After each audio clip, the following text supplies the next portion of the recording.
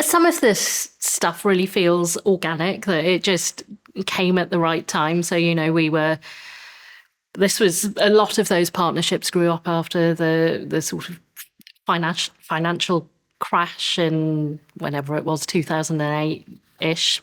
But the world was becoming more digital, and partnerships were becoming more extensive. We were moving with our work into something new. We wanted to explore film and media more. So I think the big impact was that it really enabled us to do that, to explore a new area.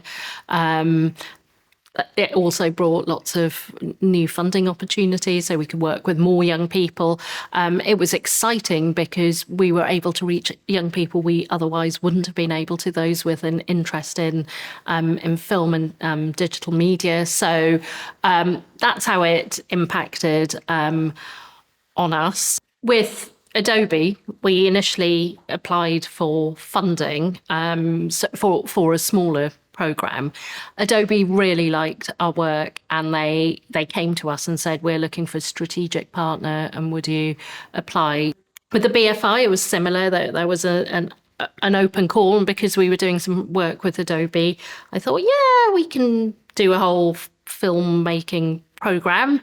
I know enough to write the funding application, and so that's how we launched our partnerships with the BFI. And in fact, the BFI were working quite closely with, or had worked previously with Adobe, and so there was already a little bit of partnership there, and so we built on that.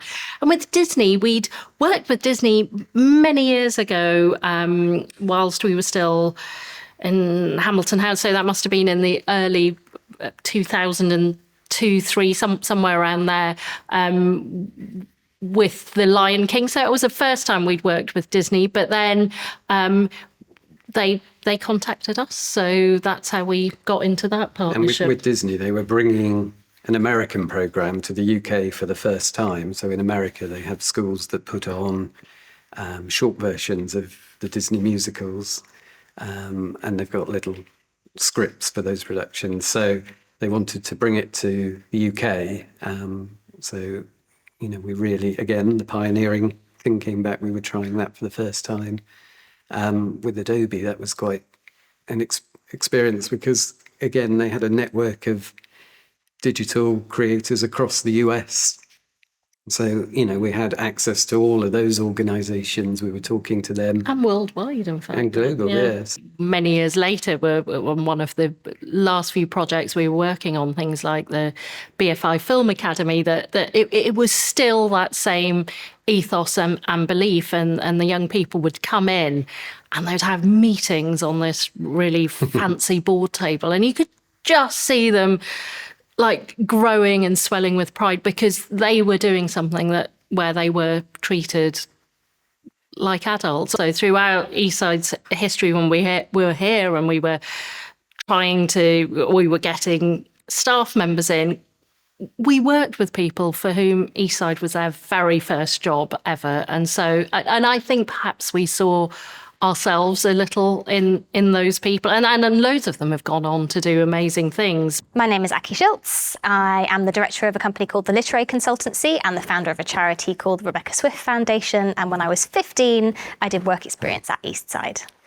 So when I was 15 years old, I was quite a precocious kid, and my friend at school had been part of a writing competition that Eastside had held.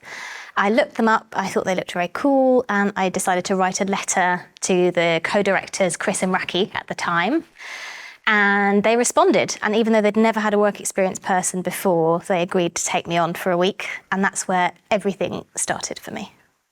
By the time I came back and trained as a facilitator, which I did after I'd done my month-long paid internship in the offices, Eastside had already grown significantly. So they were in this lovely office here in Hackney, and they were working with schools. The Arts Awards had really developed and grown. All of their programs had grown. They were working with lots more companies. So it had evolved. And I felt like I was ready to really learn about the world of work. What does I've always been interested in literature and campaigns and social activism. I just couldn't connect the dots. So coming back to work for Eastside was a really good first step in thinking, now what are my actual employment opportunities and where do my values align with my interests, align with my skills and competencies? So my name is Jacob Sam-LaRose. I am primarily a poet. As a poet, there are many different things that I do. I'm also an artistic director. I'm an editor. I'm an educator. I like to condense it down to basically just saying I travel around the world writing poems, performing poems, and helping other people to write and perform poems. I create spaces for people to do the kind of work that I think is important in the world. So in terms of the kind of timeline of my work with Eastside, it would start with a project like Power and a Voice, which was a collaboration with the British Council that worked with facilitators from different African countries and young people in the UK. We kind of shared some thinking with some of those facilitators, but we also ran workshops over here in the UK. And we had a stage that brought all of those young people together, and some of the invited artists came over as well. And we had a fantastic celebration at the end of the project. And that was a wonderful, wonderful experience. Again, that kind of international exchange, absolutely amazing.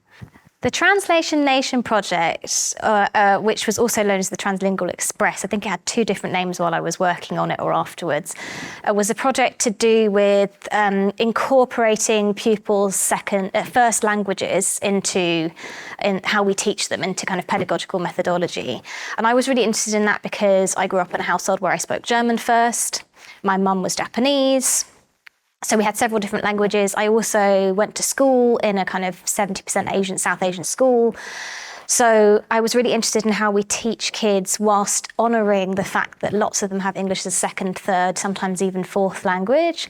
So Translation Nation was a toolkit to think about how you do that. Well, Chris and Raki have left behind an incredible heritage. I mean, they have 2 Guinness World Records that they've achieved. They've achieved the Queen's Voluntary Service Award, any number of kind of certificates, accreditations, the relationship with the Arts Council. So, they have achieved an immense amount. I really can't state how much my predecessors achieved.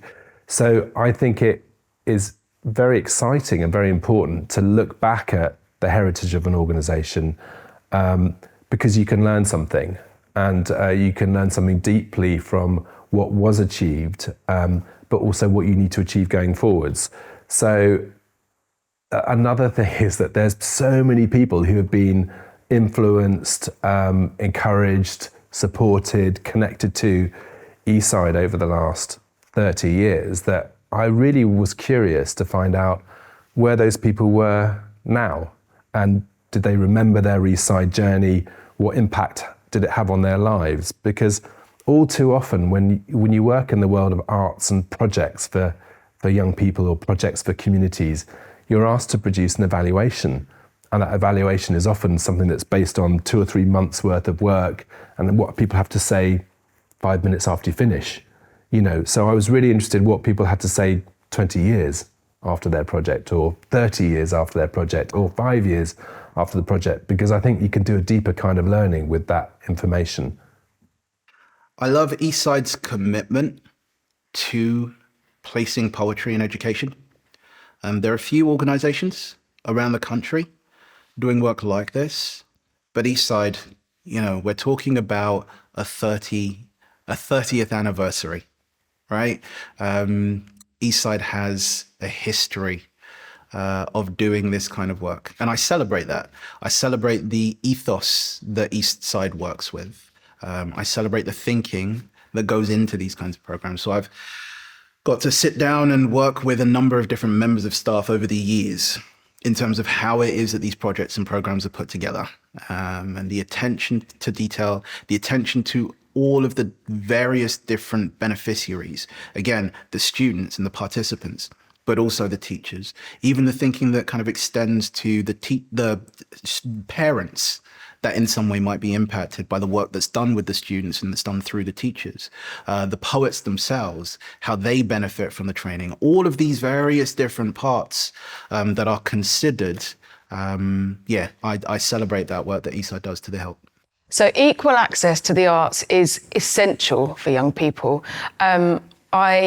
Unfortunately, so many other things in education, science, maths, English always seem to come top, but arts in education, for me, it opened the door. And I know for a fact, so many students I've taught and so many students I've worked with, it can be that one after school club.